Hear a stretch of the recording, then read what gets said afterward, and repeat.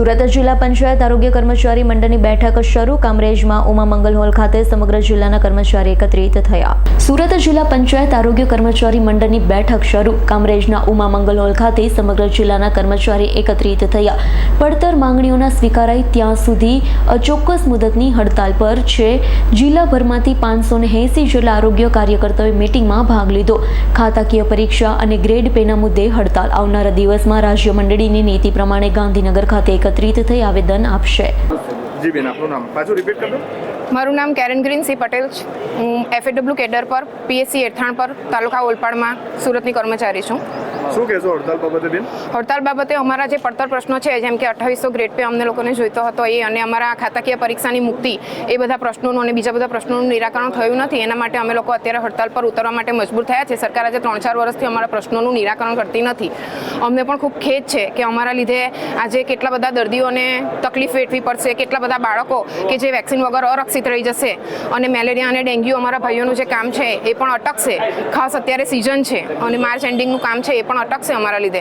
પણ સરકારે અમારી માંગણીઓને કોઈ હજુ સુધી યોગ્ય પ્રત્યુત્તર આપ્યો નથી. એના કારણે અમે લોકો આ હડતાલ પર ઉતરવા માટે મજબૂર થયા છે. અગાઉ અમે 56 દિવસની હડતાલ પર ઉતર્યા હતા. ત્યારે કર્મચારી અને લાભાર્થી બંને એટલી બધી હાલાકી વેઠી હતી.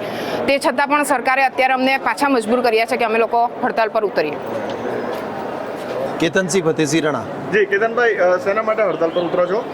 ગુજરાત રાજ્ય આરોગ્ય કર્મચારી મહાસંઘના આદેશ અન્વયે સુરત જિલ્લા આરોગ્ય શાખા ટીચા ક્ષેત્રીય કર્મચારીઓના મંડળની મુખ્ય 4 કેડરો, જેમાં multipurpose health worker, multipurpose health supervisor, female health supervisor અને ફિમેલ હેલ્થ વર્કર, મુખ્ય 4 કેડરો 2 માંગણીને લઈને અચોક્કસ મુદતની હડતાલ પર આજ રોજથી જઈ રહ્યા છીએ. કેટલા લોકો, કયા PHCના લોકો?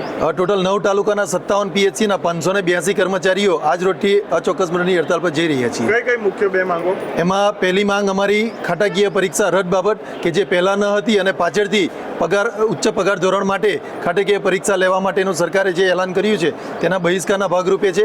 અને બીજું કે ટેકનિકલ કેડર ગણીને અમારી પગાર વિસંગતતા દૂર કરવા માટે જે 2001નો અહેવાલ છે, છતાં પણ સરકારે આજ દિન સુધી અમને આપ્યું નથી. અગાઉ પણ હડતાલ પર ઉતરેલા, તેનું શું પરિણામ આવ્યું? અગાઉ હડતાલ પર ઉતરેલા ત્યારે સરકારશ્રી દ્વારા કમિટી બનાવવાની નક્કી કરેલો હતો, અને કમિટીનો અહેવાલ પણ સરકારશ્રીમાં અત્યારે પોઝિટિવ સુપરત કરેલ છે. છતાં પણ સરકારે આજ દિન સુધી અમને ટેકનિકલ ગણી પગાર વિસંગતતા દૂર કરી નથી. તેથી અમે આજથી અચોક્કસ મુદતની હડતાલ પર ગયા છીએ. હડતાલ દરમિયાન કયા કાર્યક્રમો કરવાના છે?